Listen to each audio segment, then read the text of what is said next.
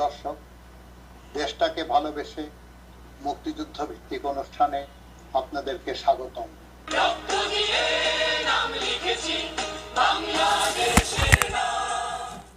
অনুষ্ঠানের মাধ্যমে আমরা প্রচেষ্টা চালাচ্ছি দীর্ঘদিন ধরে বাংলাদেশে বিভিন্ন শহরে, গ্রামে, অঞ্চলে অঞ্চলে পাকিস্তান সেনাবাহিনী এবং তাদের দোসরদের দ্বারা নির্মম গণহত্যা চালানোর তথ্য।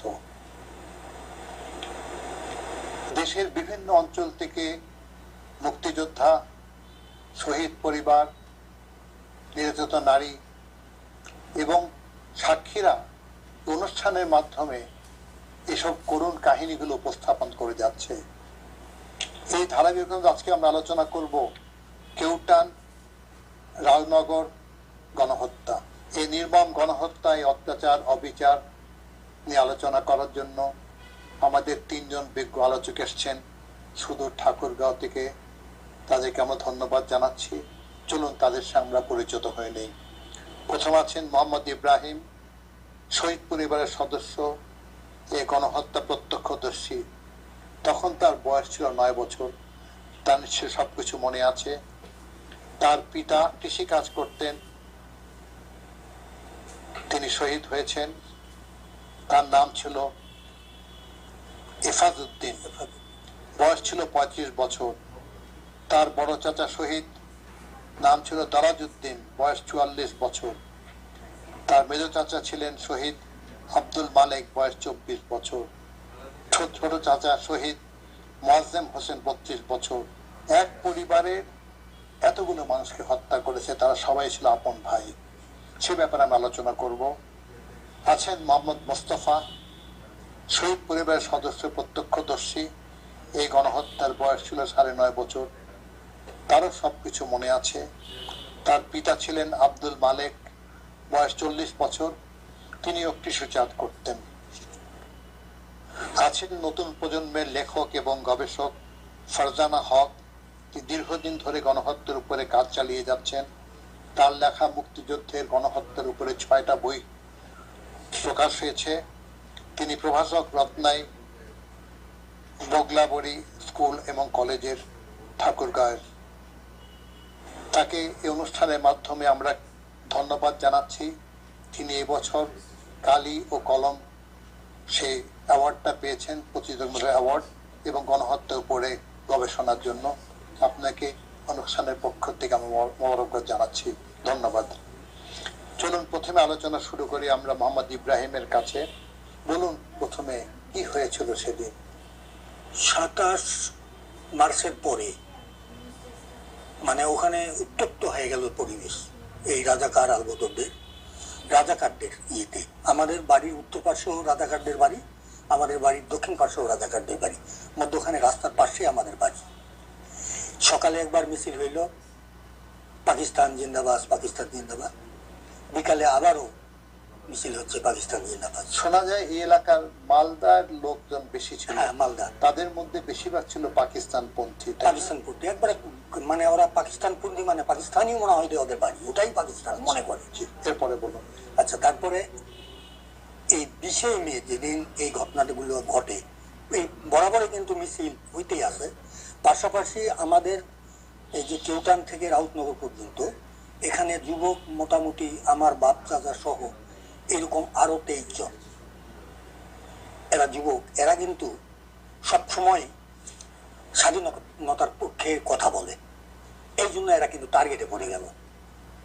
এই 20 মে সম্ভবত ওই দিন বৃহস্পতিবার দিন হবে, সকাল ঠিক 9:30টার দিকে আমরা কিন্তু ওই রাস্তাটার পিছনে ছোট বাচ্চা আমরা কাছের গুলি খেলতেছি। আর মিছিলটা কিন্তু উত্তর দিক থেকে দক্ষিণ দিকে যাচ্ছে। মিছিলে 150 থেকে 200 লোক হইতে পারে। এরা সব পাকিস্তানপন্থী। ওই পাকিস্তান জিন্দাবাদ স্লোগান দিচ্ছে, যাচ্ছে। ইতিমধ্যেই আমার আব্বা হেফাজউদ্দিন আর এই ওনার আব্বা আব্দুল মালেক আর আমার বড় চাচা দরাজউদ্দিন, এরা কিন্তু বাড়ির পশ্চিম দিকে মাঠে কাজ করত। এই কাজ করতে করতেই এরা এই মিছিলটা আসার মনে হয় 5 মিনিট আগে রাস্তা পূর্ব পারে গেছে। পূর্ব থেকে যখনই মানে রাস্তায় উঠবে, মিছিলটাও ঢুকে গেল। পিছনে কিন্তু এক ট্রাক্টর গুলো পিছনে, ওই গাড়িতে কি আছে আমরা জানি না, গাড়িটাও আসলো। তখন কিন্তু ওই রাস্তায় গাড়ি ঘোড়া কম চলতো, ছোট বাচ্চা আমরা গাড়ি ঘোড়া শব্দ পাই কিন্তু আমরা রাস্তার কাছে চলে আসলাম দেখার জন্য। এই যখনই কাছে চলে আসলাম, আর আব্বারা তখন কিন্তু পূর্ব দিক থেকে রাস্তার কাছাকাছি, তিনজন লোক দৌড়ে যায় কিন্তু ওই আমার 3 বাচ্চাটাকেই ধরে নিল, ধরে নিয়ে মিছিলের মধ্যে ঢুকাই নিল। ঢুকাই নেওয়ার এরা কারা ছিল? এরা এই উত্তরগা, আমাদের গ্রামের একটু উত্তরগার রাজাকার, এর মধ্যে আমাদের পাকিস্তানপন্থী। এর মধ্যে হইল নাম তখন তো আমরা জানতাম না, পরবর্তীতে আসে নামগুলা কালেকশন করলাম, নাম তখন তো আমরা জানি না ছোট ছেলে, তবে ফ্রেশ চিনা, খুব কাছাকাছি তো ফ্রেশ চিনা।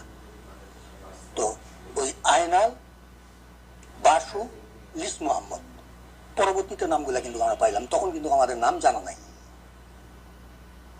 এরা ওই ভিতরে ঢুকাই দিল, আমি কিন্তু দৌড়ায় চলে গেলাম আমার ফুফুর কাছে। আমার ফুফুর আমার বাচ্চা কাচ্চা নাই, এই আমার আব্বার কাছ থেকে আমার নিয়ে লালন পালন করে এক জায়গাতেই কিন্তু সবাই আছে। ফুফুর কাছে গেলাম, যে আব্বাকে, বড় আব্বাকে আর মেজো বড় আব্বাকে নিয়ে নিল, ওরা ধরে নিয়ে গেল।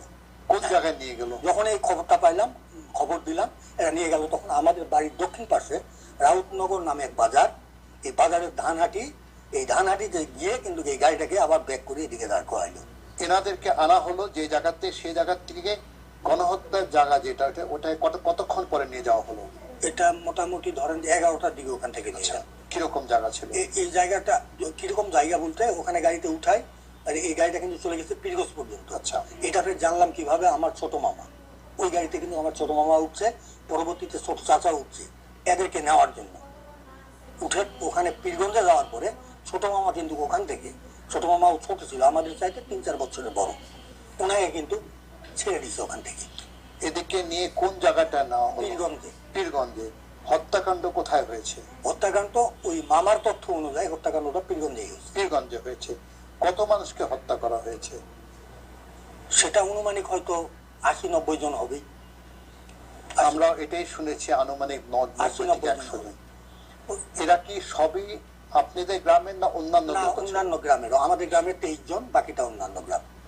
আপনি কি শুনেছেন আপনার মামার কাছ থেকে যে কিভাবে হত্যা করা হয়েছে? গুলি করে না ছুরি ব্যবহার করে না কি? তার মানে প্রথমে এদেরকে লাইন করা শুরু, চোখ বন্ধ করে লাইন, এই লাইনের পর সামনে চোখ বন্ধ না চোখ বাঁধা? বাঁধা। চোখ বাঁধে দিয়ে ওই লাইন করে দাঁড় করাইছে।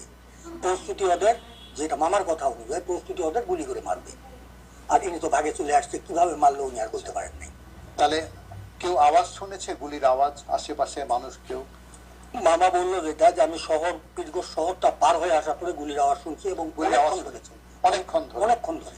তাহলে পাকিস্তানিরা হত্যাকাণ্ড বেশিরভাগ সময় গুলি করেই করেছে, সবচেয়ে ইজি, তাই নিশ্চয়ই তাদেরকে গুলি করে হত্যা করা হয়েছে।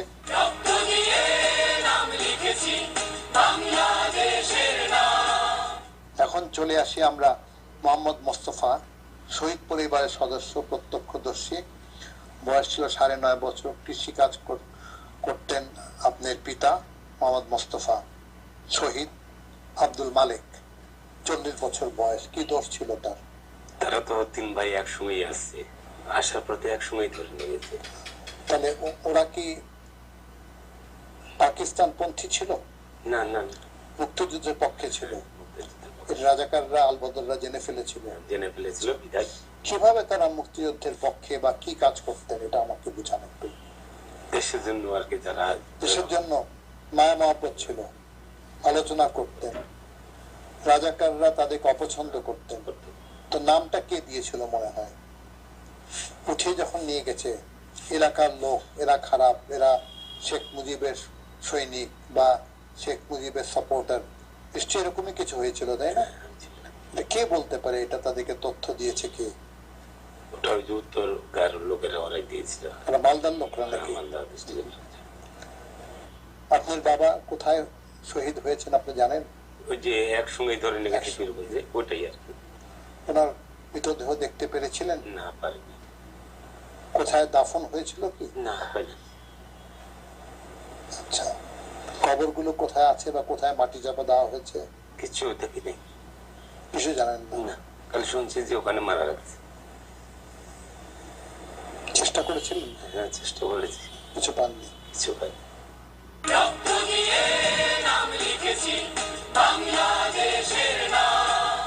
চলে আসি ফারজানা হক, লেখক এবং গবেষক। এই করুণ কাহিনী আমার দুই ভাই বললেন, মোহাম্মদ ইব্রাহিম, মোহাম্মদ মোস্তফা। আপনি গবেষক হিসাবে আপনার কাছে কি আর কোনো তথ্য আছে? রাউতনগর কেউটান গণহত্যা নিয়ে আমি গবেষণা শুরু করি 2021 সাল থেকে। 2021 সালের পূর্বে ঠাকুরগাঁও জেলার স্থানীয় কোনো পত্রিকা বা জাতীয় কোনো পত্রিকায় এই গণহত্যা নিয়ে কোনো প্রকাশ সংবাদ প্রকাশিত হয়নি। এই গণহত্যাটা নিয়ে আমি কাজ আসলে শুরু করাটা আমরাও আসলে জানতাম না যে এরকম একটা নির্মম গণহত্যা আছে।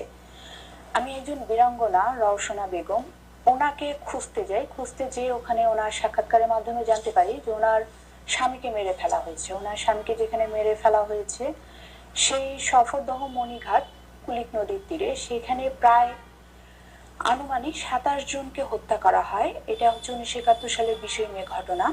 এবং ওই একই দিনে রাউতনগর এবং কেউটান দুটি গ্রাম থেকে প্রায় 40 থেকে 45 জন লোককে ধরে নিয়ে যাওয়া হয়। এবং প্রত্যক্ষদর্শী এবং যারা ভুক্তভোগী শহীদ পরিবারের স্বজনরা আছেন তাদের সাক্ষাৎকারের মাধ্যমে জানা যায় যে যাদের ধরে নিয়ে যাওয়া হয়েছিল তাদের পীরগঞ্জ, ঠাকুরগাঁওয়ের পীরগঞ্জ উপজেলার একটি গোরস্থানে নিয়ে যাওয়া হয় এবং সেখানে নিয়ে তাদের সবাইকে গুলি করে হত্যা করা হয়। সেখান থেকে একজন, উনি পালিয়ে এসেছিলেন, উনি ইব্রাহিম সাহেব যার কথা বলছিলেন, ওনার মামা, উনি পালিয়ে এসেছিলেন। আমি তার সাক্ষাৎকার নিতে পারিনি, কিন্তু তার বোনের মাধ্যমে জানতে পারি উনি বলেছিলেন যে ওনাদের প্রথমে চোখ বাঁধা, যখন সেই স্থানটা থেকে কিছুটা দূরে আসেন তিনি গুলির আওয়াজ পেয়েছিলেন। এছাড়া এই গণহত্যার স্যার একজন শহীদ বুদ্ধিজীবী সন্ধান পাওয়া যায়, যিনি একটি হাই স্কুলের শিক্ষক ছিলেন, মুজিবুর রহমান। ওনার পরিবারের পরবর্তীতে 3 জন ভারতের শরণার্থী শিবিরে মারা যান। ওনার ওয়াইফ এবং 2 সন্তান, যারা সেদিন রাউতনগর গ্রাম থেকে পালিয়ে শরণার্থী শিবিরে আশ্রয় নেন এবং সেখানে তারা 3 জন মারা যান। তার এক সন্তান এখনো জীবিত আছেন। এছাড়া এই গণহত্যায় প্রায় 14 থেকে 15 জন নারীকে নির্যাতন করা হয়, যাদের মধ্যে 7 জন স্যার এখন গেজেটভুক্ত এবং বীরাঙ্গনার ভাতা পাচ্ছেন। এবং আমার জানা মতে 3 জন মারা গেছেন ইতিমধ্যে এবং তাদের পরিবার স্যার কোথাও এখন পর্যন্ত, মানে সমাজের কারণে হোক বা চক্ষুর লজ্জার কারণে হোক, তারা বলেননি যে তাদের মা বা বোনরা বীরাঙ্গনা ছিলেন। বাকি 4 জন আছেন, তারা স্যার বিভিন্নভাবে চেষ্টা করছেন বীরাঙ্গনার স্বীকৃতি পাওয়ার জন্য, এখন পর্যন্ত তারা স্বীকৃতি পাননি। বর্তমানে সরকারের নির্দেশনা আছে বীরাঙ্গনারা যারা ডকুমেন্ট দেখাতে পারবে, প্রমাণ দেখাতে পারবে, তাদেরকে তো রাষ্ট্রীয় বীর হিসাবে তাদের গেজেট করা হবে আর কি। এবং আমার মনে হয় যে আপনারা যারা এলাকার শিক্ষক এবং এলাকার গবেষক তাদেরকে একটু সাহস যোগাবেন, তাদেরকে নিয়ম কানুন বলে দিলে তারা হয়তো গভর্নমেন্টের এই ফ্যাসিলিটিটা গ্রহণ করতে পারবে। কারণ হয়তো নিশ্চয়ই সবাই খুবই দরিদ্র জনগোষ্ঠীর মানুষ, তারা খেটে খাওয়া মানুষ, কষ্টে আছেন। এই ব্যাপারে আপনারা প্রচেষ্টা চালাবেন নিশ্চয়ই। ধন্যবাদ। এখন আবার চলে আসবো আমরা ইব্রাহিম সাহেবের কাছে। আপনাদের এতগুলো মানুষ মারা গেল, তাদের কোনো খবর পেলেন না, আপনারা কোনো তথ্য পেলেন না। আজকে 53 বছর পরে এখানে দাঁড়িয়ে আপনার কি মনে হয় কেন তাদেরকে হত্যা করা হয়েছিল? তারা সেই সময় বাংলাদেশের পক্ষে ছিল এবং বাংলাদেশ স্বাধীন হোক, এই স্বাধীনতার পক্ষের শক্তি বলেই তাদেরকে হত্যা করা হয়েছে। আমার মা মারা যাবার মোটামুটি ধরেন যে 2-3 বছর হইল। আমার মা কোনোদিন আফসোস করেন নাই যে আমার স্বামী মারা গেছে। তার একটাই কথা ছিল, স্বামী মারা যাক, বিনিময়ে দেশ পাইছে। এরকম ত্যাগের লোক ছিল তারা। চমৎকার চমৎকার চমৎকার মানুষের। একদিন আমাদের কাছে এতটুকু আফসোস করেনি। তো কথা হইলো যে আমার সেই সময় তো খুব ছোট মানুষ আমরা, এদের ওই যে এই মুক্তিযোদ্ধা একটা সংগঠন ছিল আমাদের নদীর ওই পারে রসুনপুর গ্রাম। মাঝে মাঝে আব্বা নাই, কোথায় গেছে বলা যাবে না, তোমরা ঘুমাও। তাদের এই যে মানে একটু আলোচনা সমালোচনা করত কিভাবে এই রাজাকারদের হাত থেকে রক্ষা পাওয়া যাবে, শেষ রক্ষা তো হইতে পারেননি। এই আলোচনাগুলো করার জন্যই যাইতো। এই মাঝে মাঝেই আব্বা কোথায়, আমি একটু ঘুমাবো। অনেক সময় আম্মা বলতো যে ওরা কোনো জায়গায় গেছে, তোমরা ঘুমাও। বাবু সঙ্গে নিয়ে ঘুমাইলো, দাদি বাসে ছিল, দাদিও ঘুমাইলো। আমার দাদি পর্যন্ত কোনোদিন আফসোস করে নাই, দাদি কিন্তু অনেক পরে মারা গেছে। একটা জাতি যদি স্বাধীনতা সংগ্রামে যায়, স্বাধীন হতে চায়, আত্মত্যাগ তো অনেক বেশি হয়। তো বলা হয় যে তোমরা আমাকে রক্ত দাও, আমি তোদের স্বাধীনতা দেবো, এটাই বলা হয়। এখন চলে আস মোহাম্মদ মোস্তফা শহীদ পরিবারের সদস্যের কাছে। আজকে এত বছর পরে দাঁড়িয়ে শহীদ পরিবারের সদস্য হিসাবে আপনি গণহত্যাটাকে কিভাবে মূল্যায়ন করেন? আমরা তো কষ্ট করেই বড় হয়েছি, কষ্ট করে বড় হয়েছে, বড় হয়েছি। আমাদের ছেলেপেলেও আমরা বড় করেছি যে ভবিষ্যতে প্রজন্মে কিছু কাজে লাগবে, কিছু কাজে লাগবে, এই যে আশায় করেই আমরা এই বিটিভিতে আমরা আছি শহীদ সে পরিবারে। মনে করছেন আপনি। আর বিচারের দাবি করছেন না? বিচার তো আশা করছি, কিন্তু কই বিচার হচ্ছে? হ্যাঁ, অনেক বিচার তো হয়েছে, অনেক হয়েছে। অনেক বিচার হবে আরো নিশ্চয়ই। তো আপনাদের এলাকার থেকে কেউ কি এই যে গণহত্যা যে হয়েছে, যারা হত্যাকারী ছিল তাদের বিরুদ্ধে বিচারের জন্য সাক্ষী দিতে গেছেন? কেউ গেছে, গেছিলেন? আপনি এলাকার থেকে গেছে। গেছেন, এটা ভালো তথ্য আপনাকে। এখন চলে আসি আমরা লেখক এবং গবেষক ফারজানা হকের কাছে। আপনি তো অনেকগুলো গণহত্যায় কাজ করেছেন, সে একটা গণহত্যা আজকে। তো এই গণহত্যা একটু অন্যান্য গণহত্যা কিন্তু অন্যরকম, যে তাদের কোনো মৃতদেহ পাওয়া যায়নি। এ হলো একটা জিনিস, এটা সম্বন্ধে আপনি আমাদের কিছু বলবেন। আরেকটা বলবেন যে সেই এলাকার নতুন প্রজন্ম, স্কুল কলেজ মাদ্রাসার ছাত্ররা কি আপনার তথ্য মতো তারা এইসব গণহত্যা নিয়ে আলোচনা করে?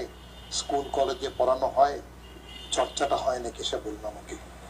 এই গণহত্যায় স্যার এখন পর্যন্ত যেটা জানা যায় যে সফরদহকুলি নদীতে সফরদহ মণিঘাটে যে কয়েকজন হত্যা করা হয়েছিল তাদের মধ্যে প্রায় 12 থেকে 13 জনকে সেখানে কবর দেওয়া হয়, একখানে গণকবর দেওয়া হয় এবং বাকি লাশগুলো পানিতে ভাসিয়ে দেওয়া হয়। কবরগুলো আইডেন্টিফাই করা যাবে? স্যার জায়গাটা স্যার চিহ্নিত করা আছে, কিন্তু জায়গাটা এখন জঙ্গলময়, কিন্তু কোন স্মৃতি সম্ভব কিছু? কোনো স্মৃতি তাহলে প্রথমে আমরা এই অনুষ্ঠানের মাধ্যমে সেই এলাকার যারা জনপ্রতিনিধি বা সরকারি রেসপন্সিবল অফিসারদের অনুরোধ করবো যেন এই জায়গাটা সংরক্ষণ করা হয়, সেটা একজন শহীদদের একটা পূর্ণ স্থান হিসাবে, একটা কবরস্থান হিসাবে যেন করা হয়। এটা একটা তথ্য হতে পারে। আর কিছু? স্যার স্থানীয়ভাবে স্মৃতিস্তম্ভ তৈরি করার জন্য ওই যে জায়গাটা স্যার গণকবরটা দেওয়া হয়েছে সেটা হচ্ছে একটা কবরস্থানের মধ্যে পড়েছে জায়গাটা। তাহলে আর নতুন করে করতে হবে না, কবরস্থানের বাইরে ফলকের মধ্যে লিখে দিলেও হবে এইখানে 37 জন বা 40 জন মানুষকে। সেটার জন্য একটা জায়গা স্যার শনাক্ত করা আছে, যদি কোনো কিছু করা কোনো কিছু এখন পর্যন্ত তাহলে করা হয়নি। আমরা চেষ্টা করব এটা করার জন্য। আর কোনো কিছু?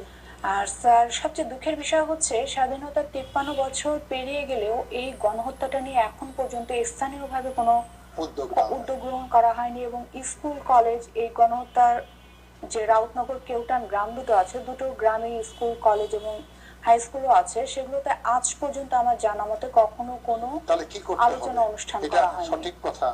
স্কুল কলেজ মাদ্রাসা প্রত্যেকটা জায়গাতে 20শে মে স্মরণ করতে হবে, অন্যান্য জাতীয় দিবসগুলো স্মরণ করতে হবে তাদের আত্মত্যাগের কথা। এ ব্যাপারে আপনারা যারা এলাকার গণ্যমান্য ব্যক্তি তারাও চেষ্টা করবেন। স্কুল কমিটিকে বললে, কলেজের প্রিন্সিপাল সাহেবকে বললে, হেডমাস্টারকে বললে তারা এটা করবে। সেই দিন তো অনেকগুলো কাজ করা যায়, স্মৃতিচারণ করা যায়, মুক্তিযুদ্ধ আলোচনা করা যায়, তারপরে দোয়া মাহফিল করা যায়। যে যে ধর্মের মানুষ তাদের সেই ধর্মীয় কাজগুলির মাধ্যমে তারা অনুষ্ঠান করতে পারে, এগুলি খুব প্রয়োজন আছে। এতক্ষণ আমরা একটা নির্মম গণহত্যা আলোচনা করলাম। 20শে মে প্রায় 90 জন মানুষকে নির্মমভাবে হত্যা করা হয়েছিল। ইতিহাস বড় নির্মম, কারণ ইতিহাস অনেক অংশে নির্বাক হয়ে গেছে। এই গ্রামটার মধ্যে কোনো শহীদ মিনার নাই, কবর সংরক্ষণ করা হয় নাই, এলাকার মানুষ দিনটাকে স্মরণ করে না, পরিবার হয়তো সামান্য দোয়া খায়ের করতে পারে, স্কুল কলেজ আলোচনা হয় না। এটা আমাদের কারোই কাম্য নয়। এভাবে কাজ চলতে থাকলে ইতিহাস তো আর সামনে এগিয়ে যাবে না, পিছনে পড়তে থাকবে, যেটা আমরা কেউ আশা করি না। আজকে কেউটান রাউতনগরে গণহত্যা শহীদদের প্রতি সম্মান প্রদর্শন করে, শহীদ পরিবারের প্রতি সমবেদনা জানিয়ে এবং এই আশা করে একটা স্মৃতিসৌধ হবে, কবরগুলো সংরক্ষিত হবে। এই এলাকার মানুষ, বিশেষ করে নতুন প্রজন্ম যেন আলোচনা করে, তাদের জন্য ভুলে না যায়। চলুন আমরা চেতনা জাগ্রত করি, বিবেককে জাগ্রত করি, ঘুমন্ত আত্মাকে জাগ্রত করি এবং ইতিহাসের মুখোমুখি হই। ইতিহাস হচ্ছে লাখো শহীদের ইতিহাস, মুক্তিযুদ্ধের ইতিহাস এবং কেউটান দাউদনগরের গণহত্যার ইতিহাস। একত্রে আমরা স্মরণ করি তাদেরকে এবং সবাই মিলে নতুন প্রজন্মকে জানিয়ে দেই এই গণহত্যার কথা এবং সবাই মিলে একটা সুন্দর দেশ করে তুলি, যে দেশের জন্য শহীদ হয়েছেন এত লক্ষ মানুষ এবং কেউটানের আরো প্রায় 90 জন শহীদ। আপনাদেরকে অনেক ধন্যবাদ আবার সুন্দর আলোচনার জন্য। সবাইকে প্রীতি শুভেচ্ছা, ধন্যবাদ।